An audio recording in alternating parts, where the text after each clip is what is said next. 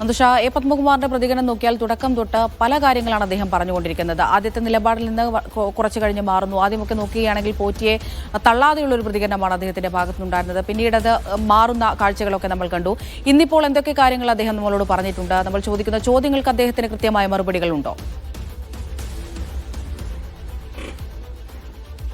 അതെ അമൃത, പ്രധാനമായും മാധ്യമങ്ങൾ ചോദിച്ചത് ഇന്ന് SIT രജിസ്റ്റർ ചെയ്ത FIR കുറിച്ചായിരുന്നു. എന്നാൽ അത്തരത്തിലൊരു ചോദ്യത്തിന് അദ്ദേഹം വ്യക്തമായ പ്രതികരണം നൽകാൻ തയ്യാറായിട്ടില്ല. അദ്ദേഹം പറഞ്ഞത് SIT രജിസ്റ്റർ ചെയ്ത FIR കുറിച്ച് ഔദ്യോഗികമായുള്ള വിവരം തനിക്ക് ലഭിച്ചിട്ടില്ല. ഔദ്യോഗിക വിവരം ലഭിച്ച ശേഷം പറയേണ്ടവരോട് പറയേണ്ട രീതിയിൽ ഞാൻ സംസാരിച്ചുകൊള്ളാം എന്നാണ് പത്മകുമാറിൻ്റെ ഇന്ന് പുറത്തു വന്ന പ്രധാന പ്രതികരണം. അതിനുശേഷം അദ്ദേഹം മറ്റൊരു കാര്യം കൂടി പറഞ്ഞു വെക്കുന്നുണ്ട്. ഒരു ഒളിയമ്പാണത്, കണ്ഠര രാജീവർക്കെതിരെയുള്ള ഒരു ഒളിയമ്പാണ്. അദ്ദേഹം ജലഹള്ളി ക്ഷേത്രത്തിലെ തന്ത്രിയാണ്.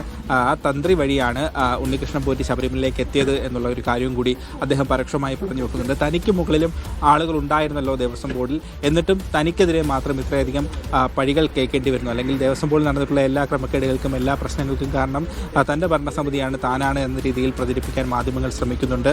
ആ മാധ്യമങ്ങളുടെ ആ നിലപാടുകൾക്കെതിരെയും അദ്ദേഹം ഇന്ന് സംസാരിക്കുകയുണ്ടായി. ഏതായാലും FIR രജിസ്റ്റർ ചെയ്ത കാര്യങ്ങളെപ്പറ്റി വ്യക്തമായ പ്രതികരണം ഇന്നുണ്ടായില്ല. ഔദ്യോഗികമായി പറയേണ്ടവരോട് പറയേണ്ട രീതിയിൽ സംസാരിക്കാമെന്ന കാര്യമാണ് അദ്ദേഹം പറഞ്ഞത്. അതോടൊപ്പം താഴികക്കുടം സംബന്ധിച്ച വിവാദത്തിലും അദ്ദേഹം മാധ്യമങ്ങളെയാണ് പഴിച്ചത്. താഴികക്കുടം പ്രയാർ ഗോപാലകൃഷ്ണൻ ആ സമയത്തായിരുന്നു അദ്ദേഹം ദേവസ്വം പ്രസിഡന്റായിരുന്ന സമയത്താണ് താഴികക്കുടം അവിടെ നിന്ന് മാറ്റിയത്. എന്നാൽ അതും തൻ്റെ കാലത്താണ് എന്ന തരത്തിലുള്ള ഒരു മാധ്യമ പ്രചരണം ഉണ്ടായി. താൻ വിളിച്ച് മാധ്യമങ്ങളോട് അറിയിച്ച ശേഷവും ആ രീതിയിൽ തന്നെയാണ് മാധ്യമങ്ങൾ പ്രതികരിച്ചതെന്നും അദ്ദേഹം പറയുന്നു. അതോടൊപ്പം ഉദ്യോഗസ്ഥരെ പഴിക്കാനും അദ്ദേഹം പറഞ്ഞില്ല. അദ്ദേഹം ഈ വിവാദങ്ങൾ തുടങ്ങിയ സമയം മുതൽ തന്നെ പലപ്പോഴായി ഉദ്യോഗസ്ഥരെയാണ് പഴിച്ചു വന്നിരുന്നത്. തിരുവാഭരണം കമ്മീഷണർക്കടക്കം അദ്ദേഹത്തിന് വിമർശനം ഏൽക്കേണ്ടതായി വന്നിട്ടുണ്ട്. അത് തന്നെയാണ് ഇന്നും അദ്ദേഹം ആവർത്തിച്ച ഒരു സംഭവമായത്. കാര്യം ഈ പ്രശ്നങ്ങളൊക്കെ ഉണ്ടായത് ഉദ്യോഗസ്ഥർ വഴിയാണ് എന്ന തരത്തിലാണ് അദ്ദേഹം പ്രതികരണം നടത്തിയത്.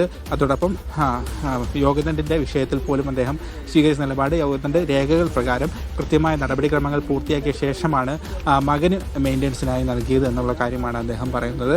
ഏതായാലും കൃത്യമായ മറുപടികളൊന്നും അദ്ദേഹത്തിൻ്റെ ഭാഗത്തു നിന്നും ഇന്ന് സ്വർണ്ണപ്പാളി വിഭാഗത്തിൽ ലഭിച്ചിട്ടില്ല. അദ്ദേഹം മറ്റു പലരെയും പഴിചാരി ഈ വിഷയത്തിൽ നിന്നും തടിയൂരാൻ ശ്രമിക്കുകയാണോ എന്നുള്ള കാര്യമാണ് സംശയിക്കുന്നത്. അതോടൊപ്പം മുൻ ദേവസ്വം മന്ത്രി കടകംപള്ളി സുരേന്ദ്രനെതിരെയും ഒരു പരോക്ഷ ആരോപണം അദ്ദേഹം പറഞ്ഞു വെക്കുന്നുണ്ട്. തനിക്ക് മുകളിലുള്ള ആൾക്ക് ഈ കാര്യത്തിലൊക്കെ ഉത്തരവാദിത്തമുണ്ടല്ലോ എന്നുള്ളൊരു കാര്യമാണ് അദ്ദേഹം പറയുന്നത്. സ്വാഭാവികമായിട്ടും ദേവസ്വം മന്ത്രിയാണ്, ദേവസ്വം പ്രസിഡന്റിന്റെ മുകളിലുള്ള എന്ന് പറയുമ്പോൾ ദേവസ്വം മന്ത്രിയാണ്. അതുകൊണ്ട് മന്ത്രിക്കെതിരെയും തന്ത്രിക്കെതിരെയും അതോടൊപ്പം ഉദ്യോഗസ്ഥർക്കെതിരെയും പഴിചാരിക്കൊണ്ടാണ് പത്മകുമാർ നടത്തിയ പ്രതികരണങ്ങൾ എല്ലാം വ്യക്തമായിക്കൊണ്ടിരിക്കുന്നത്.